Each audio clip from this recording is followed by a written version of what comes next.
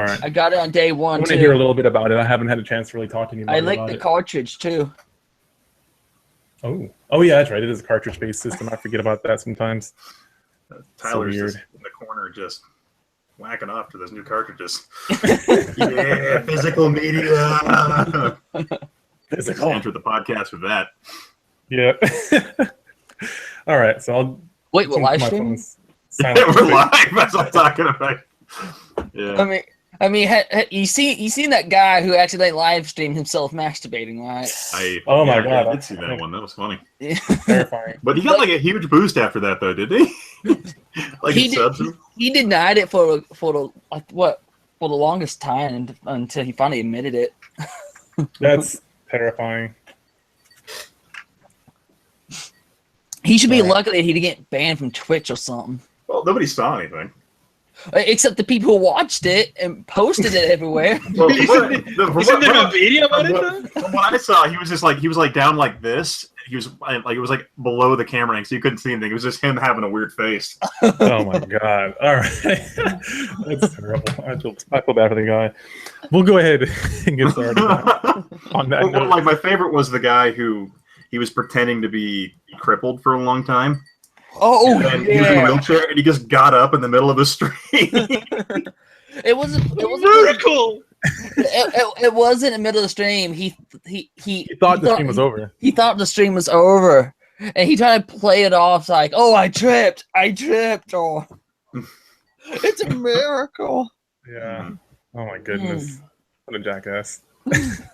I think I kicked up Twitch for that. But anywho, okay. So what's going on, guys? Welcome to the Console Xplosion live show. This is where we're going to talk about some nerd culture here. We got some video games and some politics, but it's based off of video game stuff. First, we're going to talk about Breath of the Wild, and then we'll get into the whole Jontron situation, get a little update on that, and then share our thoughts on that. So we've already got, let's see if I can zoom in on that. We got Antonio over here with his Breath of the Wild Nintendo Switch, not Switch, but wait, Wii U. Thank you. Am I supposed to bust out the Nintendo Switch? It's the Wii U one. No, because I didn't buy the Wii. Well, I have to go even get my Nintendo Switch now. Oh, well, geez. as soon as you buy the M82, I'm gonna have enough money to buy a Switch. There you go. You walked away. So it's, in my opinion, right now there's no point in buying a Nintendo Switch. To be honest, Breath of the Wild, people might argue, but if you already have a Wii U, or you have to play Zelda on the go, why would you buy the system?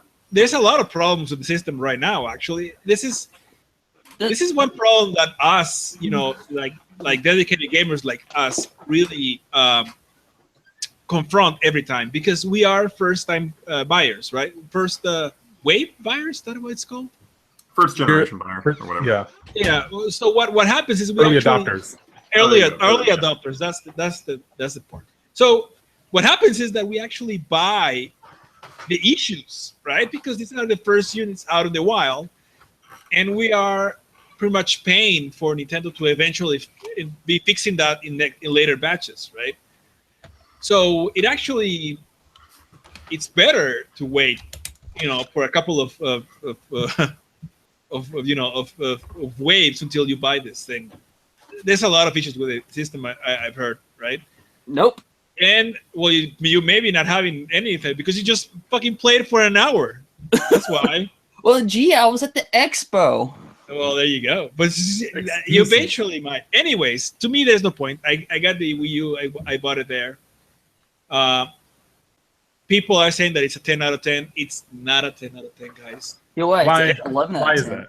Why do you think that? Take your head out of your ass. It's a fucking great game. As I said before, this game is, if you take Skyrim, you take Assassin's Creed, you take Far Cry, you take the first Legend of Zelda, the last Legend of Zelda, Skyward Sword, you blend it in a blender, and this is Breath of the Wild, pretty much. It's a fucking great game. It's a great Zelda game. It's not the best Zelda of them all. It's really not. And it's not the best game 10 out of 10 that people are saying. I'm inclined to say it's an 8.5 out of 10. It's a great game, but it's not an excellent game. It has a lot of issues. First of all, the technical issues. This is a really a surprise for me, because Nintendo is usually really good in terms of technical issues. Their games, most of the time, are, they are 60 frames per second, freaking polished to a point where it's just really hard to find issues with the games. But this one in particular is supposed to run at 30 frames per second, which is already a step down of what they usually do, which is 60 frames per second. But it constantly dips, the 10s, less than that, which it really honestly ruins your experience. People say, "Oh, it just drops in frames." What it is that? But it takes you, because this game is supposed, as Skyrim, for instance, right? It's supposed to embroil you in the game, right? Embroil you in that world and see it so that you are part of it. But every time I go to, because all the reviews say, well, it's only the first part of the game is where you have frame rate issues, but it's not. Every single town you go into, there will be issues with the frames. Every time there's a little bit of hectic stuff going on, there you're gonna have drops of frames. There's places where it's just, why do they have frame drops there? I don't know, but they do, and it really takes you out of the game. So that's one issue that I find right there. It just knocks down a little bit of that 10 out of 10, right? It can't be 10 out of 10 with this many different technical issues that the game has. Then the music in the game is not, in my opinion, it's not up to standard to what Zelda is. In a sense, that's disappointing. It's really disappointing, because you would have long stretches of game without a sound, just probably nature sounds here and there, which I get because it's an open world game. But Zelda's always been kind of an open game, if it makes sense, right? You take the first Legend of Zelda, you take whichever. I mean, there are very few Legends of Zelda that are linear. You can mostly do a lot of stuff in the world, and it's kind of an open world. But you have great music all through these games. In this one, again, the music is so subtle that you barely notice it, and it's really disappointing. There are remixes here and there of tunes. Like every time you get close to a ranch, you will hear the tune from Ocarina of Time, the Lon Lon Ranch. Lon Lon Ranch, yes. A remix of that, which is great. But honestly, only in towns you get different music, and here and there there's sparkles of music, but it's so subtle. It's just, to me, it was a little disappointing, considering the pedigree of the game, right? If you don't take that into account, you might say, well, it's just subtle music, right? Which is still not for a 10 out of 10. You need to have freaking awesome music right through the game. This game does not have that. It doesn't. Another issue is that it's an open game, but it's too freaking open. What I'm saying is that it's barren. There's a lot of huge stretches of land with really nothing to do there, like nothing. You can probably kill some of the animals there, but it's really not part of the game in a sense where there's nothing really for you to do. And it can become boring in some places, which is part of the course, I guess, with open world games. But you can design them, like for instance, Grand Theft Auto. Grand Theft Auto has this really grind down really well, where there's really that many stretches of land without nothing to do. There's always something to do there. In this game, there isn't. There's a lot of places where there's just nothing for you to do. It becomes boring, to be honest. I mean, travel in some of these places. And unless you have a horse or anything, it's really you are traveling really slow, right? You can fast travel once you find a shrine or some other things. You can travel into like in towns, fast travel, but it's still a problem there. There's a lot of loading for that as well, which is part of the technical issues, I guess. Another issue I find is the weapon system.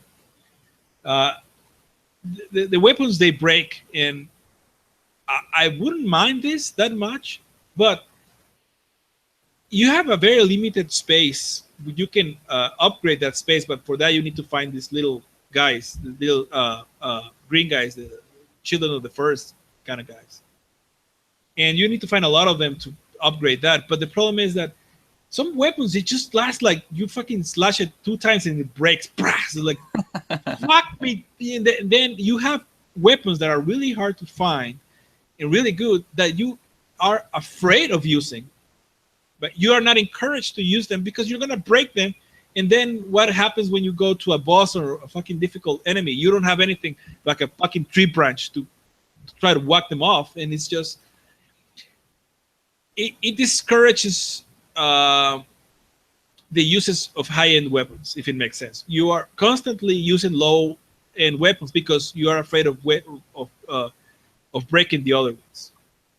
And when you have a limited space, and let's say you feel that with great weapons, then you don't want to use them now, right? Because and the problem is, like, for instance, there are moments where you need to whack an object, right? You use something that is called stasis, and it puts them in like a pause, right?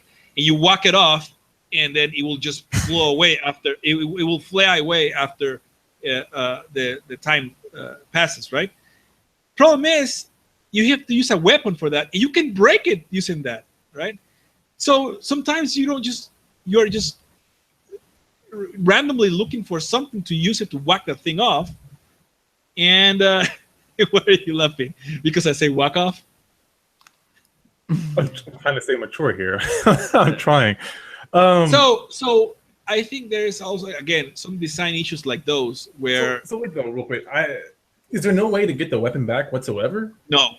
There are some weapons that you can eventually fix. But like repairing? But specific ones, not all of them. Really? And yes, you can then buy weapons, right? The problem is they are very expensive, and the materials required are really hard to get by. So what I'm saying is, I wouldn't have an issue with that, but I think the way it's designed now, it's discouraging usage of high-end weapons, and there's not a good system for repair.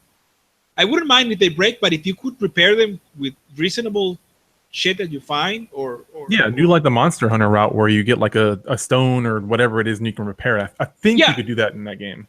You can do that again with certain weapons in certain places, and the problem is, again, is that it's very expensive. Where it at the point where you prefer not to do it.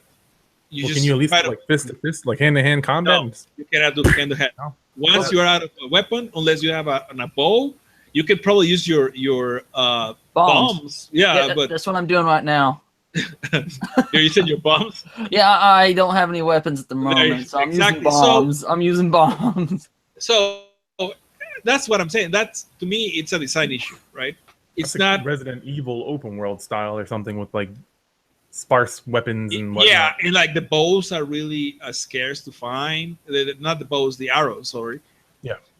And they are expensive to find. Also, I mean, rupees in this game are really hard to come by. Really hard to come by. It's and everything. Like, for instance, the great fairies in this game upgrade your equipment, your armor, and what you have.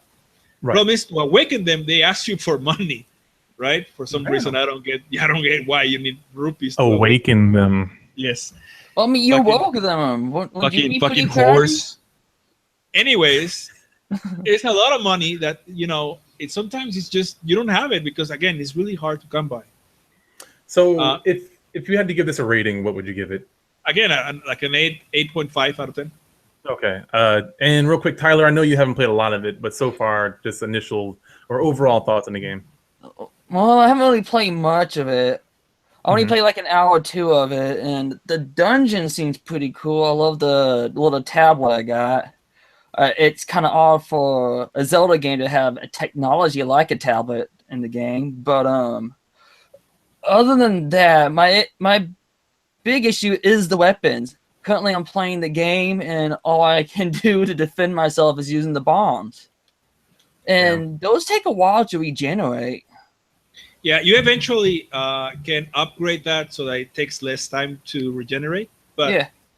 But again, I think the design of the game for that specific part of it, it's flawed. It's just flawed. It's not fun. It's really not, because I guess I get what they were trying to do, which is encourage you to use different weapons, because you have to this way. The problem is, again, as I said, is that you get to a point where you stack good weapons and you just don't want to use them, right? Because you don't want to break. So I think that's not a good system. Now, what's your thoughts on the clothing? I just die like in the snow area because I don't have any warm clothing on. Well, you can use chili peppers to cook yourself a meal that will let you be in the snow with no problems. Oh, okay. So once you find those chili peppers, actually, I just found some. Oh, there you go. So cook. You have 5. Cook 5. Okay. And that will make a meal that will regenerate whatever hearts you have in like 12 minutes or something on the snow without any damage. Well, that's one thing I love this game. The cooking system is fucking great. Sometimes I just find myself trying to find combinations to see what happens. Zelda Cooking Simulator. Let's go. Yeah, it's really cool. I like that. Okay. All right. Well, I guess we'll get to the more serious topic here. While we got time. This game back now. So just a quick update. I don't know as much as some of the other guys, but I do know Jontron went on a show called Destiny. I believe it's a YouTube channel called Destiny. Destiny. He is a professional StarCraft player, by the way, which I actually play. If you search for Destiny and Gokado, my nickname, you'll find a StarCraft game that we played that I played against him. How'd you do? I lost. Fuck you. But hey, he's a professional StarCraft player, right? I was playing with this level, so. Well, that's good. But yeah, so he had Jontron, which is another popular YouTuber that's been around for a while, on his show for it's a 2-hour video. I'll post a link to it in the description. But yeah, I guess they got into some political talks with this whole. I mean, everybody's talking about it now. It's pretty hard to not talk about it. And Jontron said some pretty controversial things. All of the things I don't quite remember, and I'm gonna share my opinion, but I encourage anyone in the comments to leave your opinion down below. I try to be as open as possible, but I do have opinions about it, but I do want to know more, and I believe Antonio knows a little bit more than I do. So whatever you do know, feel free to share that so that we can get up to date and talk about that. Yeah, well, I think it all started with I don't know if he tweeted or he said somewhere that it was on a late night stream. Yeah, he said something to the effect that even rich black people commit more crimes than poor white people, which to me sounds really weird, because I think the only real indicator of crime will be poverty, right? And education. The lower the education and the more poor you are, the more likely you are to commit crimes. I don't know about this idea that he's comparing. He was basically saying that race does affect in a way that even the richest black people will still commit more crimes than the poorer white people.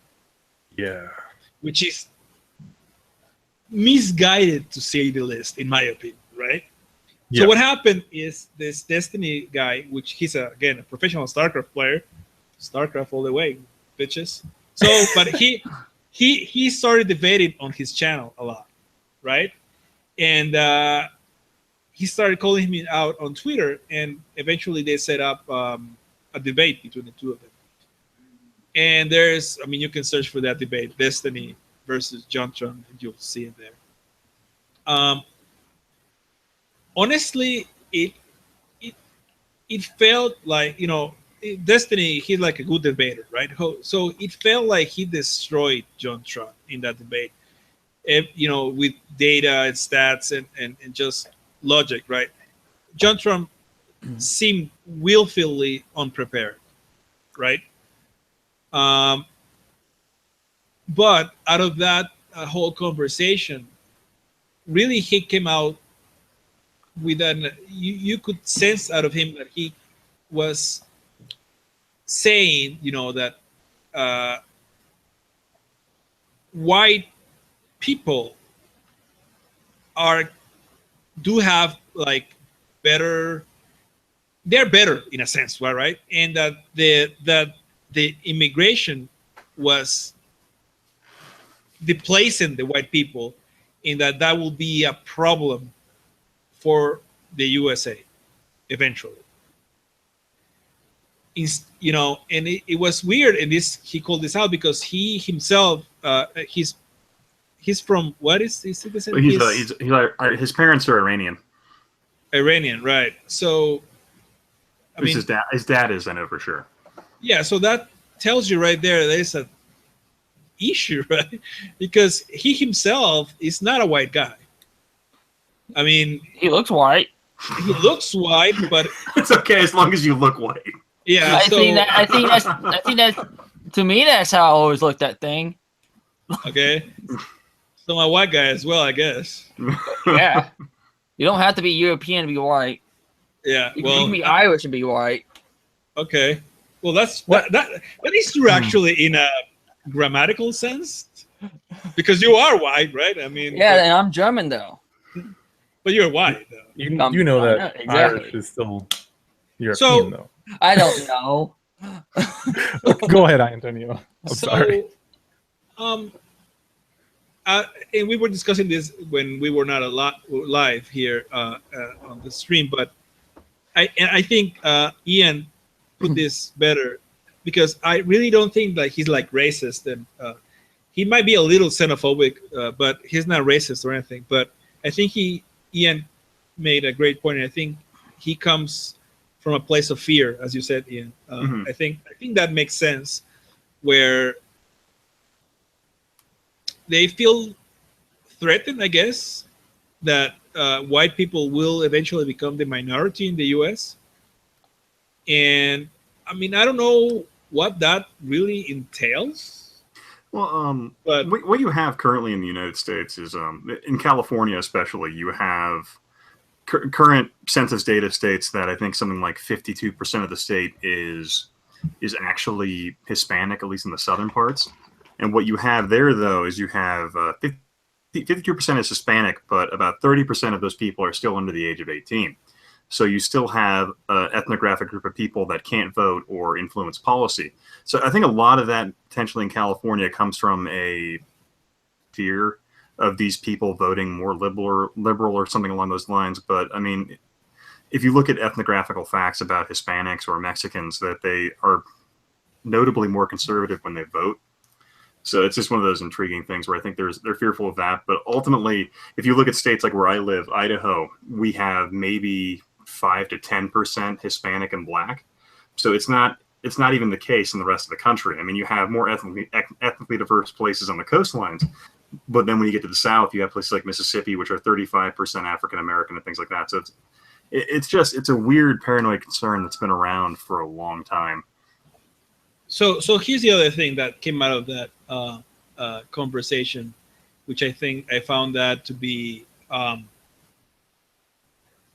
troubling in a sense, is that Destiny kept asking, because I mean, okay, let's say, you know, everything melts and white people become the minority. So what's the problem with that?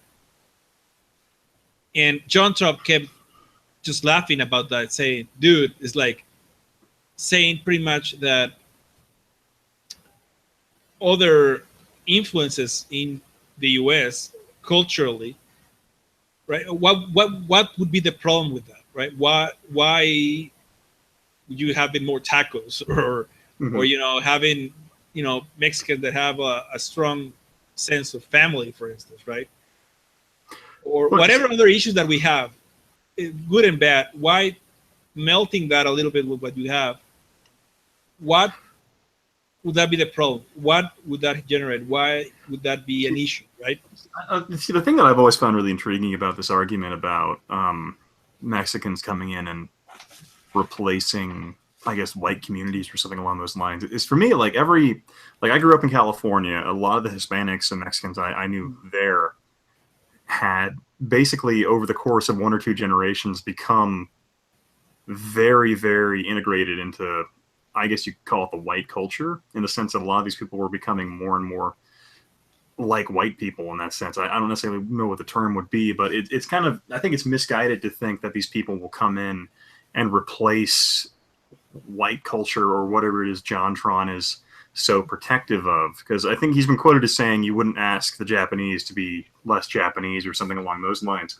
But then again, Japan is unabashedly racist. They've never been afraid to be racist against other Asian cultures or societies. So that's kind of, I guess, what they're about. And to think that they're not, it's kind of silly to me in that regard. But in the United States, we do have this belief or this idea that at least is ingrained in school children that the United States overall is a melting pot of cultures, and it is a welcoming place for these people to come and integrate and assimilate into American society, which a lot of Hispanics are doing.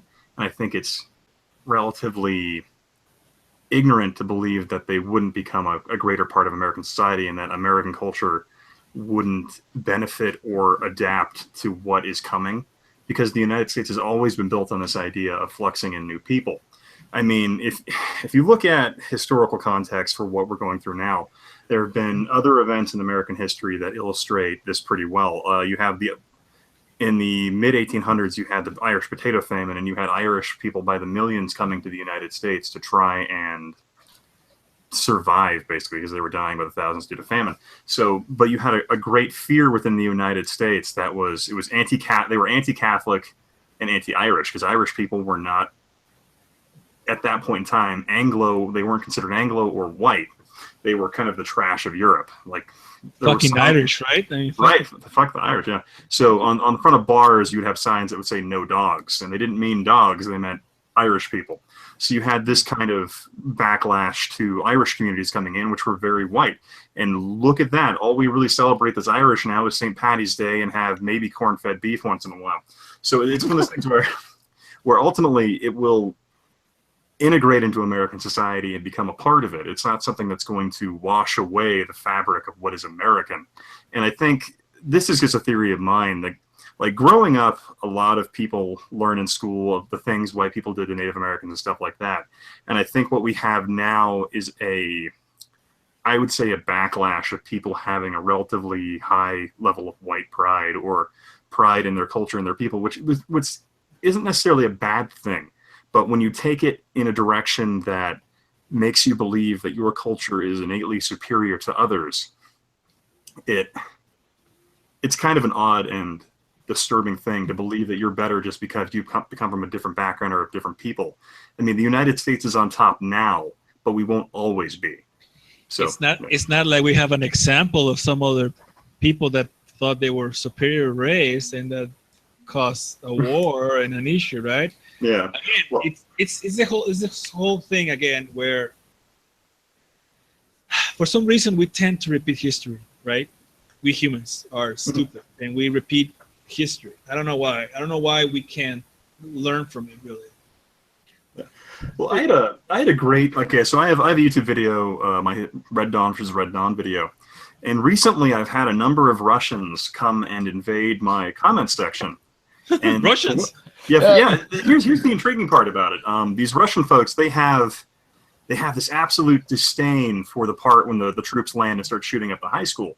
I'm like, but those troops aren't Russian, they're Cuban, but they don't seem to make that connection. So they assume that because that film is the way it is, we believe that Russian soldiers are just these mass murderer killers. And what's even more interesting about that is the gentleman decided to have a debate with me about whether or not a hostage list system existed when the Soviets took over Eastern Europe. So he disagreed with me, but he was trying to argue that the Soviet army wasn't as radical as it was, and I'm like, no, the Soviet army was pissed and murdered millions of people on their way into Berlin. I mean, not to say the Germans didn't do the same thing to the Russians. It was a horrible event, but you're whitewashing your own history to paint yourself in a more flattering light. When you ignore the bad things about what your people have done, you're more likely to repeat them in the future. And understanding what we did and what we were thinking at the time can definitely diffuse the situation that can come from that. I'm not trying to be a liberal douchebag or anything like that. I'm just saying this is a fact historically, that if you ignore these horrific moments in your own history, you're doomed to repeat these things over and over again, and it only negatively impacts you in the future. I absolutely agree. And even in the micro scale, like if you look at an individual, and this is something that I've learned from working with clients and like going through life coaching school, is that people the people that don't learn from their habits, they continue to they create this cycle where they're doing the same thing over and over again. And a lot of it is from their environment and where they got it from: their parents, their siblings, their closest friends, school.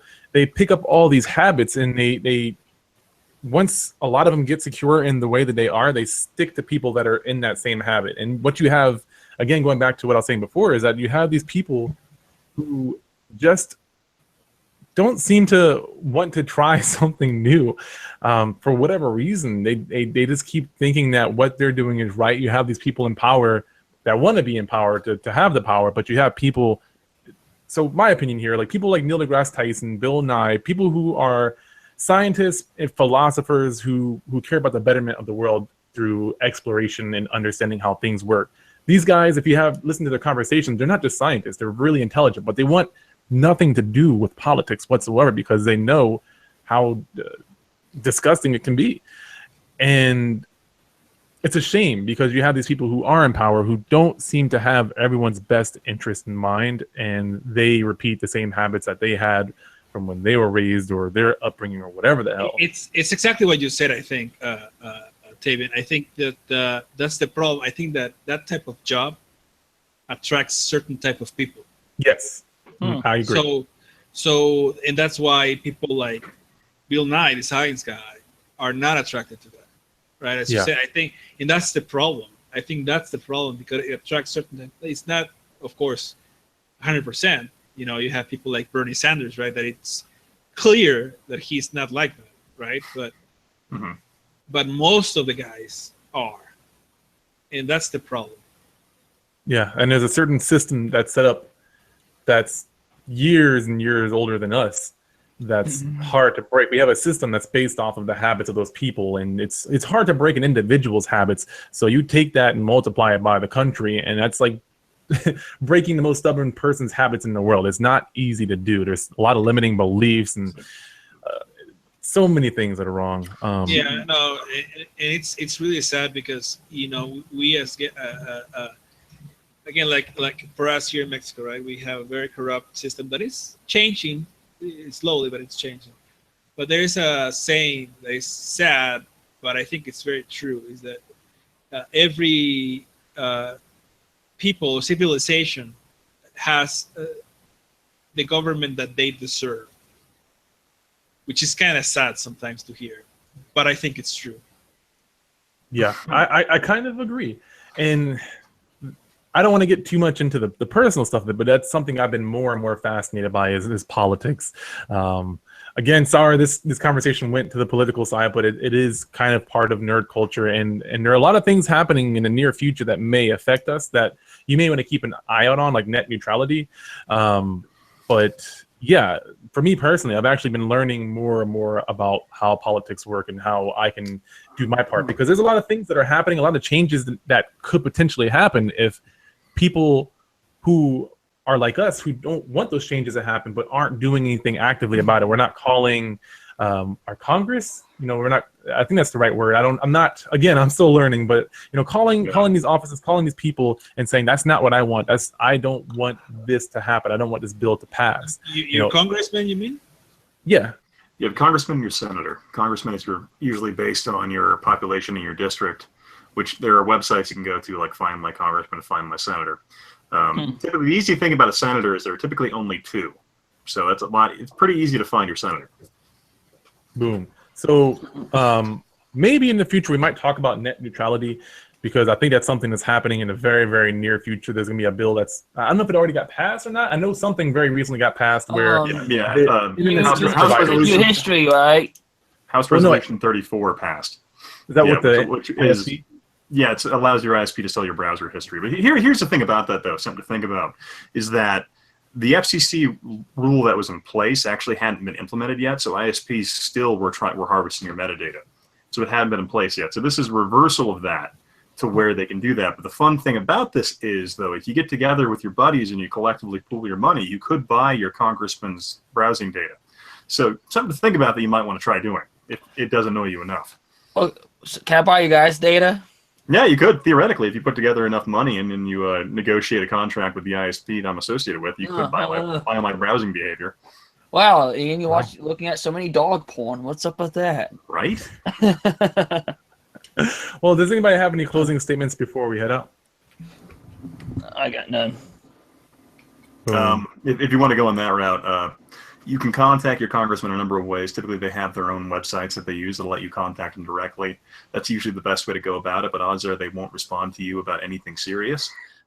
Twitter is a good example of a device you can use to kind of browbeat your senator or congressman into responding to you, because it's a public forum that everyone can see. And I would recommend just talking to them on Twitter, or try a dialogue that way if you're interested in that. What if they don't have a Twitter? They all have a Twitter. Jim Rich, my senator, who's 73 years old, has a Twitter. Well, they may not use it, but they'll have, trust me, they'll have some intern or someone who works for them that does. Yeah, it's too valuable not to pay attention. So really, it's the intern answering all the questions.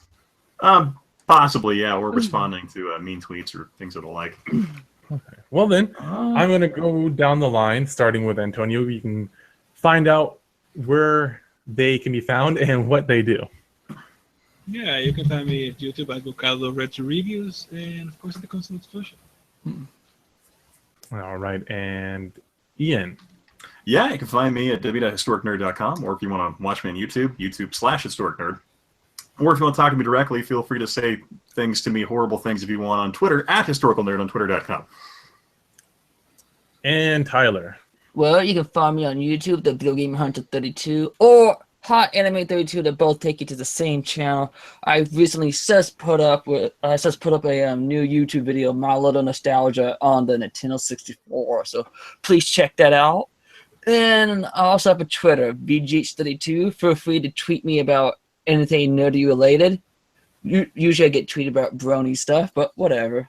All right. I don't know why with videos like My Little Nostalgia. Oh well, it's the thing. That's not where I got the idea, but it was just funny because I was actually singing the MLP song with nostalgia in there instead. I didn't realize it was that close a connection until I realized that. Of course you didn't. Of course you didn't. I really didn't. I was thinking of good. Like story names. And I was like, oh, how about My Little Nostalgia or something? My Little Stories, or went with nostalgia. I've missed you, Tyler. If you want to watch a video where Tyler hates on the Nintendo 64 for the better part of 15 minutes, go ahead and check that out. Oh yeah. Well, I didn't care for the N64 like at all. It's okay. You don't have to. I think you're a crazy person, but it's okay to be wrong. Before anyone gets on me, I didn't know about the PlayStation until a little bit later, so I should have said something about that, but I didn't. The whole video is unscripted. So apparently, Jared has one thing to say. He does. Jared. Yeah, I do. I have one thing to say. As you guys are talking about, the racism and the everything that the world has against and the negativity. There's one thing or one story that I think we all like. There's two things. One thing, I don't know if you're gonna make some sort of special video in terms of something. The next video I'm working on. Well, with your, I don't know if you have some sort of announcement. Oh. No, I'll keep that to myself, mate. The internet doesn't need to know. Everybody needs to know. I mean, you mentioned it several times, so the internet knows. What's the No, other but thing? the other thing I want to talk about is the injustice of Crackle Barrel and firing Brad's wife for 11 years of service. Wait, firing who? Brad's wife. wife. Apparently, she didn't do a good enough job. Oh. Brad, is that the one of the guys associated with the Facebook page? I don't know, some guy in Australia. What? They fired his wife on her birthday, I believe, right? His birthday. His birthday. They fired Brad's wife on his birthday. She worked for them for 11 years, and they fired her with no cause. I didn't We even know need there was a justice Crackle for Barrel. Brad's wife. Who's Brad? I don't know. Who is Brad and who is his wife? I don't know. God Thanks for damn joining the it. podcast. That's all I had to say. See ya. Who's Brad? Why is Well- Cracker Barrel in Australia? Anywho, I'm the philosopher. This has been the Console Explosion Show. You can find me personally on Facebook.com/philosopher, YouTube at the Philosopher. You can check out my personal channel if you're into fighting games or personal development over at YouTube.com/the Philosopher. Of course, me and all these fine people right here over at theconsoleexplosion.com. And that was Jared. That was the owner of theconsoleexplosion.com, dropping his craziness on us. So thank you guys. Hit that subscribe button for more, and I will see you in the next one.